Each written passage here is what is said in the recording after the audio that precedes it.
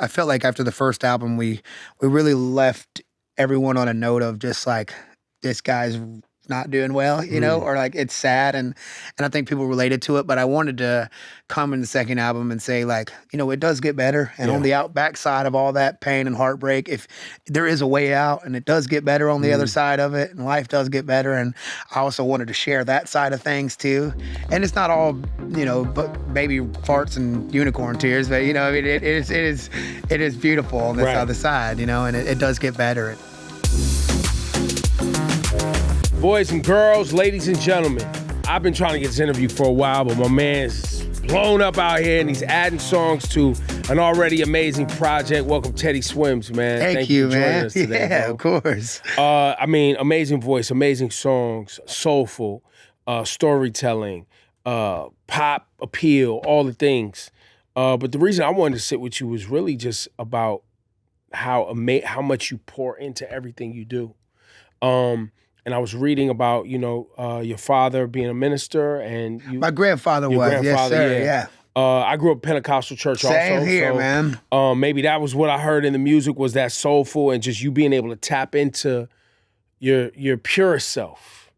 I would love for you to share a little bit more about that with us if you could, because that takes not only a level of understanding of yourself, but a willing to share with us, the consumer. Yeah, I think the biggest thing I take so much from my grandfather, and he was very, very by the book. You know what I mean? He was very hard and not ever willing to compromise, which I think I take a lot from that in my and like what I want out of my life and what I want to get out of life and how to treat people. A lot of those principles I still live by, and I never compromise my beliefs for anything. And I think that's something I take from him. But some things he was a little bit, I love him and man, I think the world of him. But when he was here, it was like I remember us growing up, and he wouldn't even go to a restaurant that had a bar in it. You know what I mean?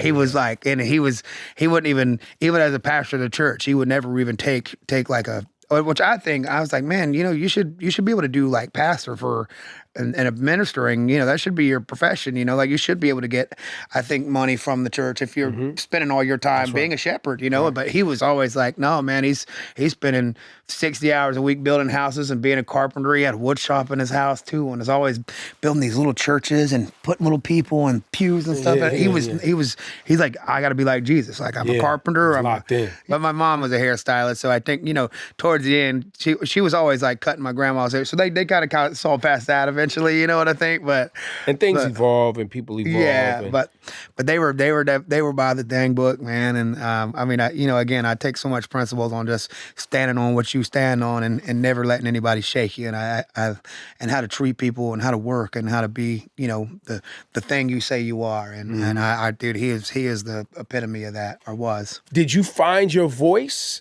with your family? No, not Did you really. find music with your family? No, man. Because like then, and my church, like growing up, like I remember my granddad used to spend like when I was getting older, like almost every week at the funeral home, it was a bunch of old folks at that church, and so they weren't. The music was really just the hymns, you know what I mean, and it was kind of really like, I guess like backwoodsy, like kind of every guitar was dum dum dum dum dum dum, to all those same rhythm, same rhythm always.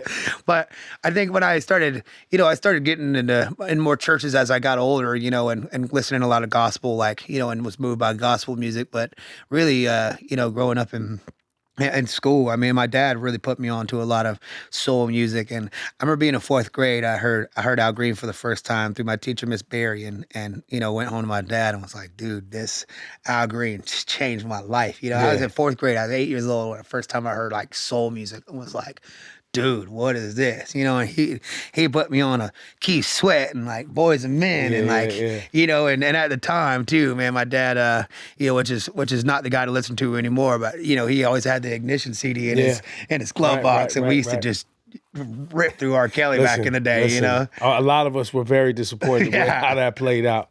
Your new project, man, I've tried everything but Therapy, the complete edition. Now, we went part 1, part 1.5, part 2.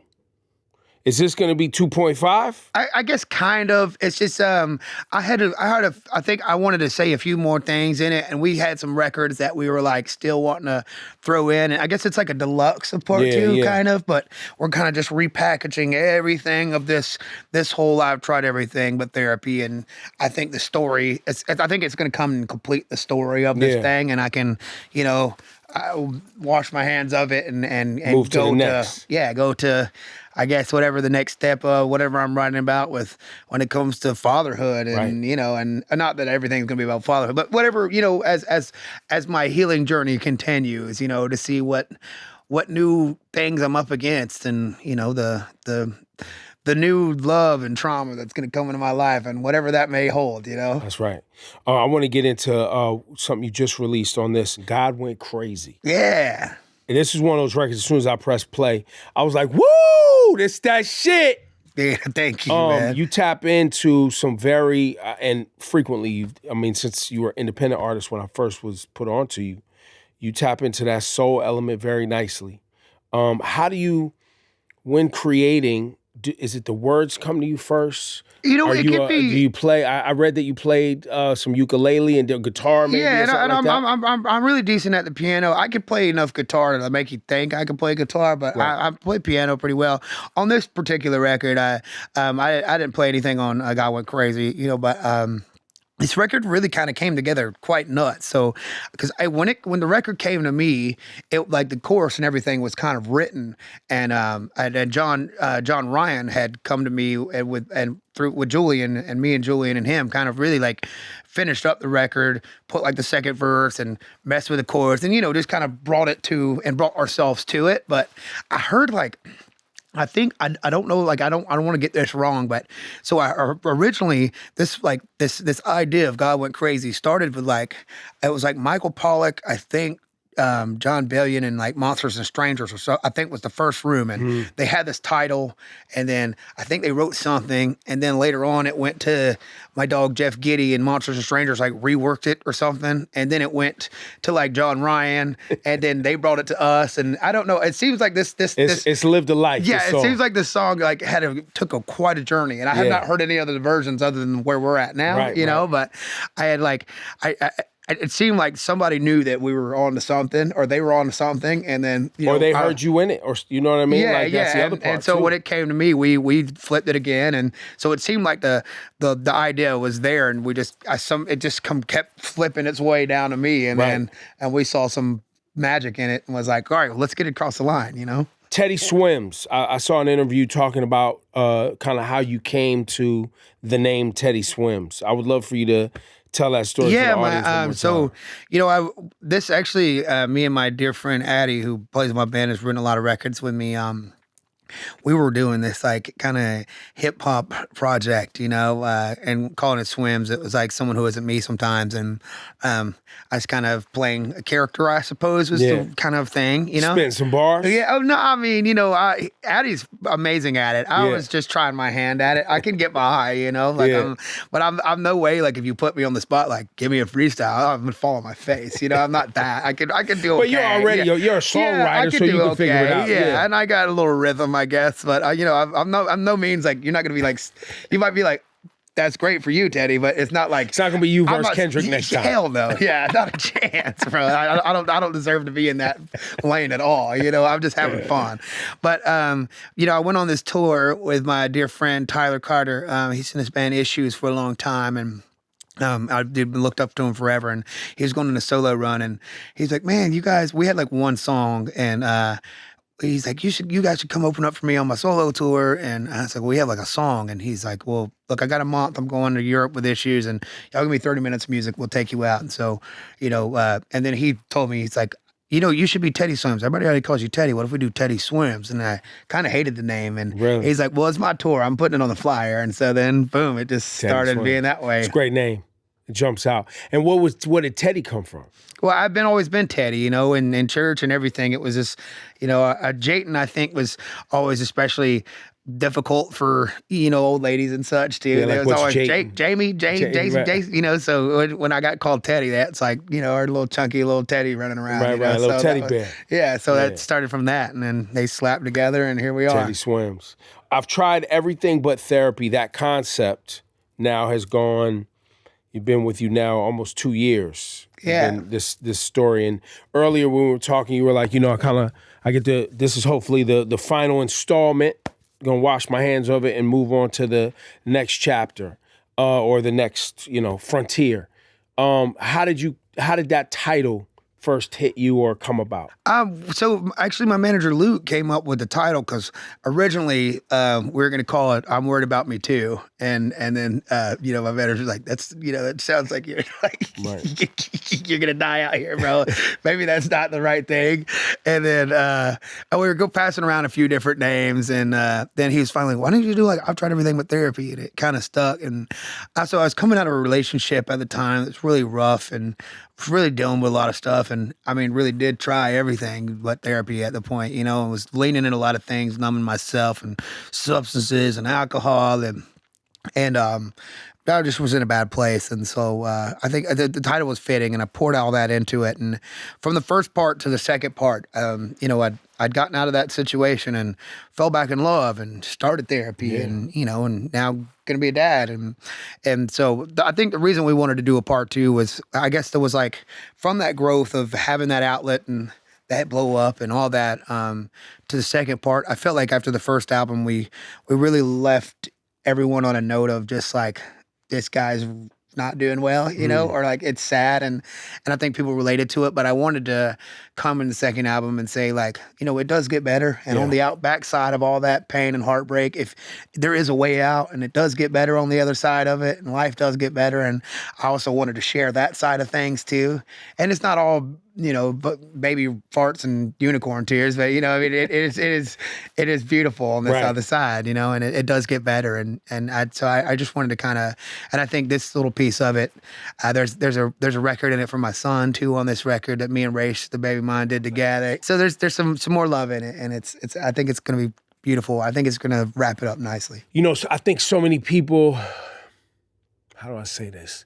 We all kind of get into our 20s expecting, now we're adults, and God, that was the most terrifying time of my life. Right, we're adults, it's ours, the world is ours, but at the same time, you're terrified. Your parents are kind of looking at you like, what you gonna do now? And the world is looking at you like, what's your plan? And it's all these different pressures, and I think people oftentimes, if they're holding on to baggage from family and community, or if they start collecting baggage as they make mistakes in life, it's almost like there's this expectation that life's gonna be easy.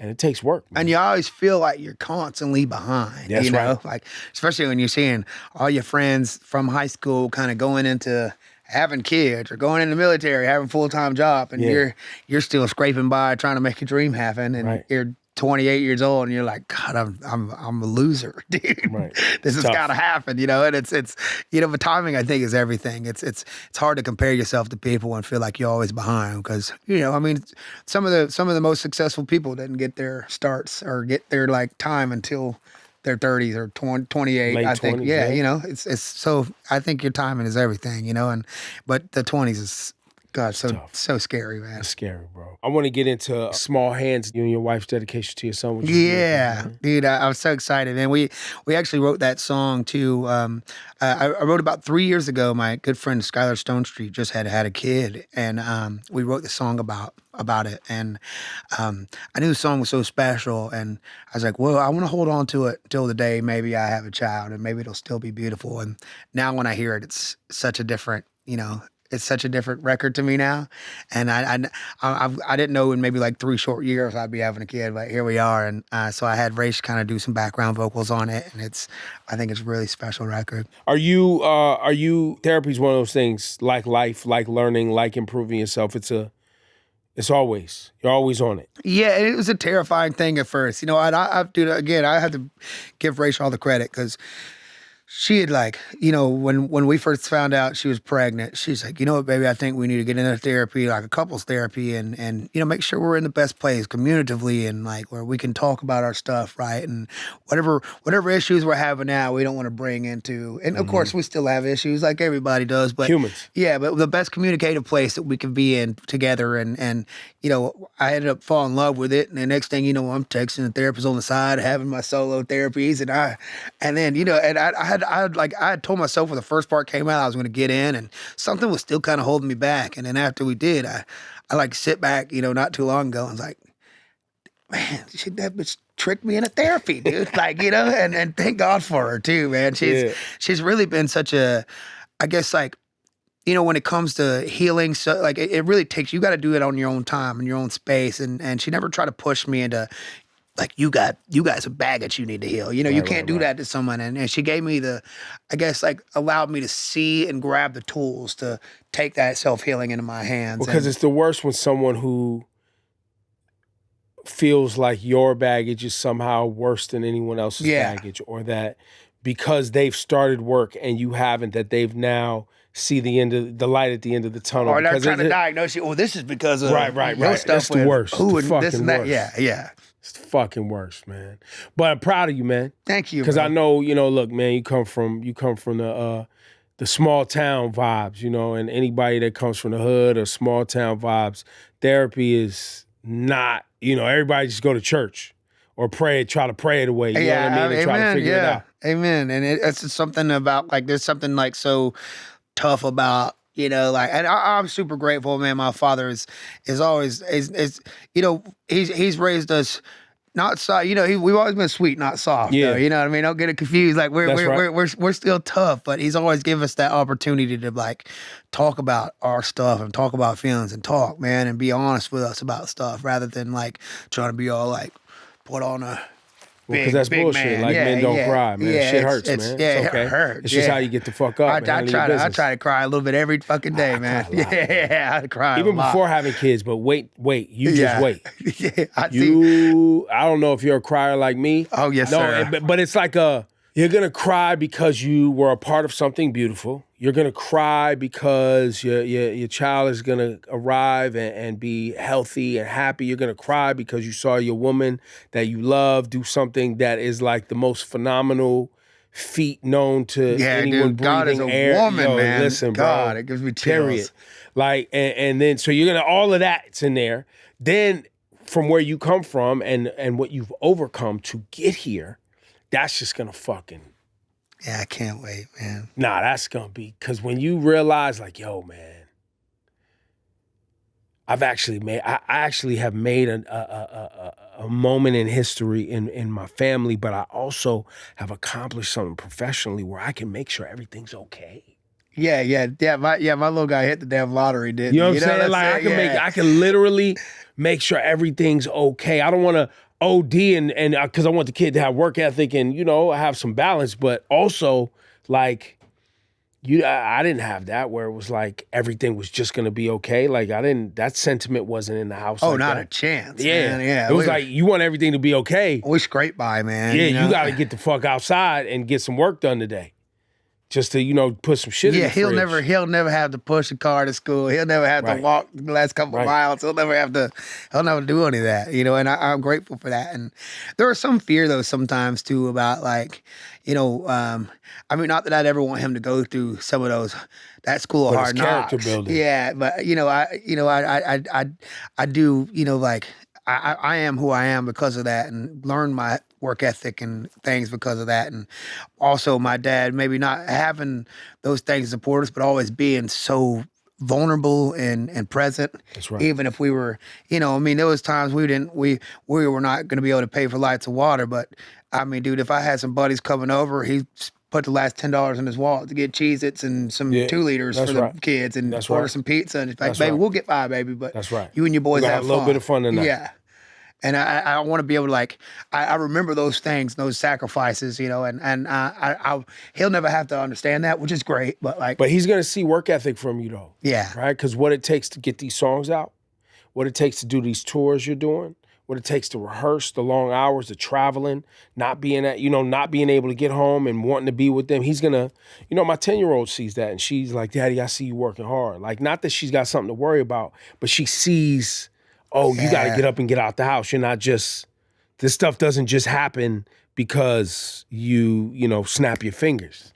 Like, you got to get to it. So he's going to see it, bro. I can't wait, man. No, it's going to be beautiful, man. And, I'm going to DM you because Dads Cry. That's the next album. We just came up with the next album Dads title. Cry. Dads Cry. Yeah.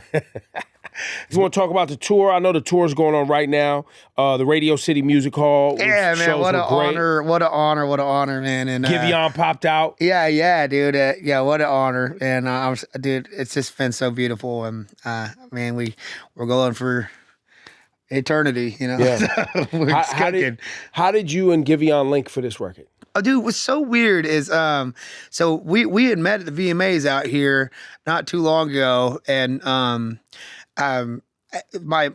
lawyer Josh Kamen, our entertainment lawyer, he also does Giveon, and so when we had first like finished up doing Are You Even Real, he was like, bro, you know, Giveon would love this song. And I guess sent it to Giveon, and Giveon hit me about it and was like, bro, I love that record, dog. And I was like, say the word, I'll drop the second verse right now, and you write whatever you want. And so he sent me something back, and you know, I mean, dude, we became so close to recording the video and whatnot. We've gotten so close. He's one of the dearest friends of mine. And so weirdly enough, our lawyer was kind of the A&R on this record, dope, which is so badass. So Josh Kamen, I mean, what a bad motherfucker, man. That's dope. I want to get into the breakout smash, Lose Control. That song changed your life pretty much. God, yeah. It's now the longest running top 100 ever and longest running top 10 ever. How long did you have the song before we heard it? Man, maybe years. Maybe a year. I don't know. It's been, well, we wrote it in February. I think it came out September of 2 years ago or so, 2023. Yeah, I mean, it was. So it wasn't something you had been sitting on too. Yeah, but I knew it was life changing. I didn't know it was going to be one of the best songs ever, but I knew it was life changing. Yeah. Nah, it's up there, bro. It's up there. Teddy Swims. Pick up the complete edition available right now on Apple Music. Great meeting you, bro. You too, bud. Great meeting you.